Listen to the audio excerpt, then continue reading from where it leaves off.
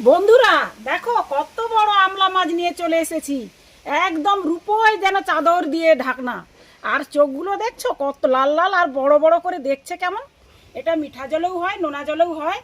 তো এটা তো আমি আমলা মাছ নামে চিনি। তো তোমরা কি মাছ নামে চেনো সেটা কিন্তু অবশ্যই কমেন্ট করে জানাবে। আমি এবার মাছটা কাটবো।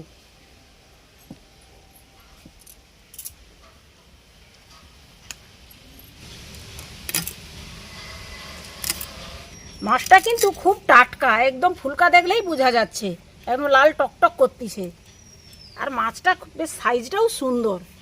আর এই মাছটার টেস্টও খুব ভালো, একদম ইলিশ মাছের মতোই স্বাদ, যেন মনে হবে ইলিশের ভাইকে খাচ্ছি।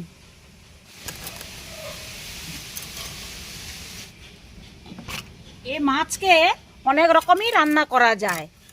মাছের তেল ঝাল, মাছের টক ঝোল, তারপরে মাছের ভাপা, পাতা দিয়ে যদি পাতুরি করা যায় কলা পাতায় মুড়ে সেও হবে। কারণ এ মাছ একটু নরম তো, ইলিশ মাছেরই মতো। আর ইলিশ মাছের মতো শুধু কাঁটাও এর মধ্যে।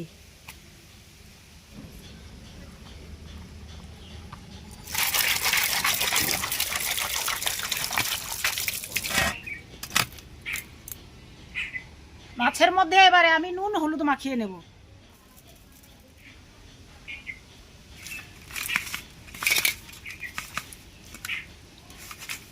মাছটাকে এবারে আমি ঢাকা দিয়ে রেখে দেব, তারপরে আমি মশলাটা করে নেব।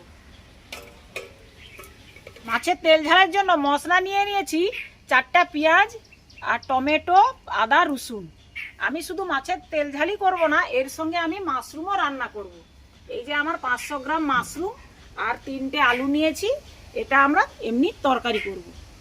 উনানটা আমার ধরানো হয়ে গেছে, এবার আমি কড়াটা বসিয়ে দেব। কড়াটা গরম হয়ে গেছে, আমি এর মধ্যে কিছুটা পরিমাণ সরষের তেল দিয়ে দিচ্ছি। ভালো মতোই গরম হয়ে গেছে, আমি এবার এর মধ্যে মাছ ভেজে নেব।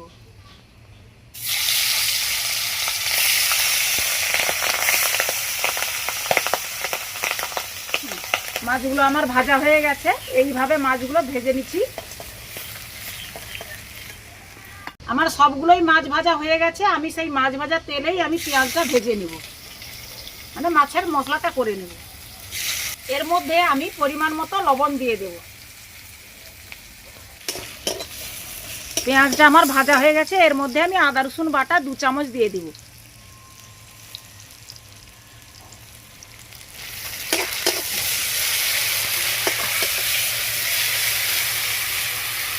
এবারে দিয়ে দিব আমি টমেটো কুচানো।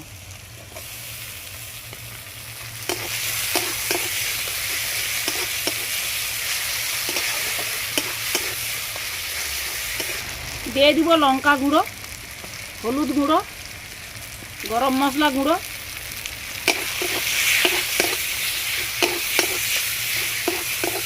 আর অল্প পরিমাণ জল।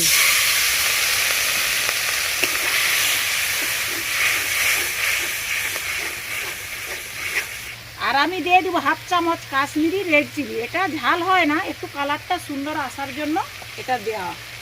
এবার এর মধ্যে কিছুটা টক দই আমি ফেটিয়ে রেখেছিলাম দিয়ে দিব।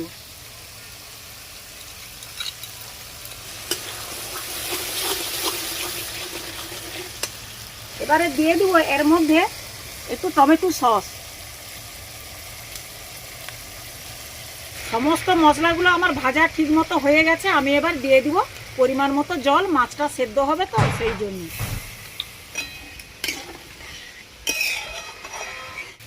ঝোলটা আমার ফুটে গেছে, ঝোলের মধ্যে আমি এবার মাছটা দিয়ে দিব।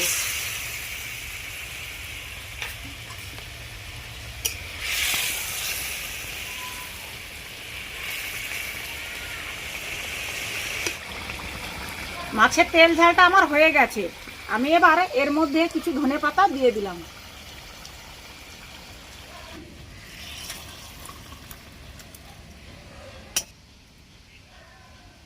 কড়ার মধ্যে কিছুটা সরষের তেল দিয়ে দিব। মাশরুমের মধ্যে নুন হলুদ মাখানোর জন্য কতটা জল একদম বেরিয়ে যাবে, একে নিচড়ে নিচড়ে কড়ার মধ্যে দিয়ে দিব।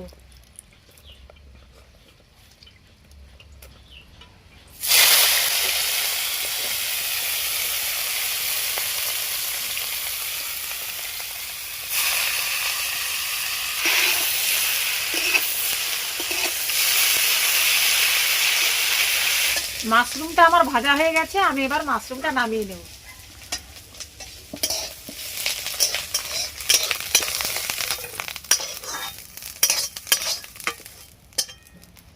আবারও অল্প তেল দিয়ে আলুটাকে ভেজে নেব।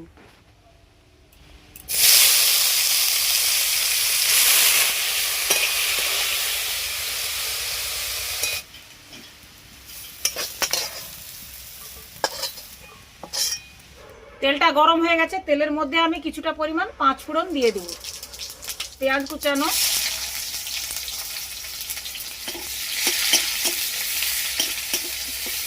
তরকারির মাপেই আমি পরিমাণ মতো লবণ দিয়ে দেব। লবণটা তরকারি দিলে কি হয়, পেঁয়াজটা নরম হয়ে যায় আর ভালো দেখায়। এর মধ্যে দিয়ে দেব আমি আদা রসুন বাটা 2 চামচ,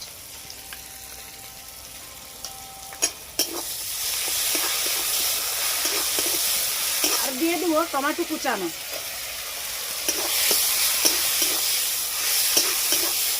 দিয়ে দিব লঙ্কা গুঁড়ো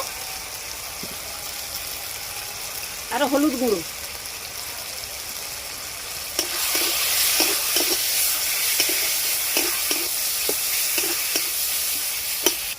হাফ চামচের মতো জিরা গুঁড়ো, দিয়ে দিব অল্প পরিমাণ জল,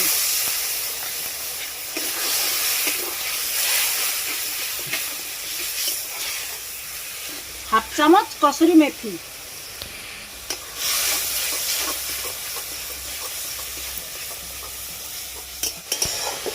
মশলা আমার ভালোভাবে ভাজা হয়ে গেছে। এর মধ্যে এবার আলু আর মাশরুমগুলো দিয়ে দিব।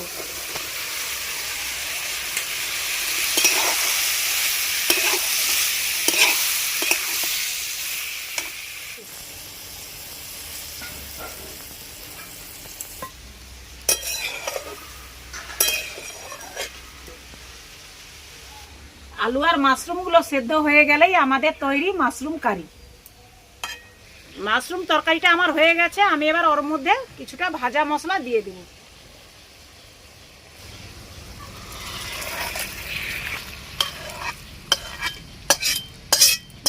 বন্ধুরা, আমার দুটো রেসিপি কিন্তু কমপ্লিট।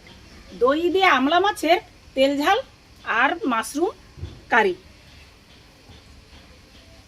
আমরা তো এই মাছটাকে আমলা মাছ নামেই চিনি, তো তোমরা কি নামে চেনো সেটা কিন্তু আমাকে অবশ্যই কমেন্ট করে জানাবে।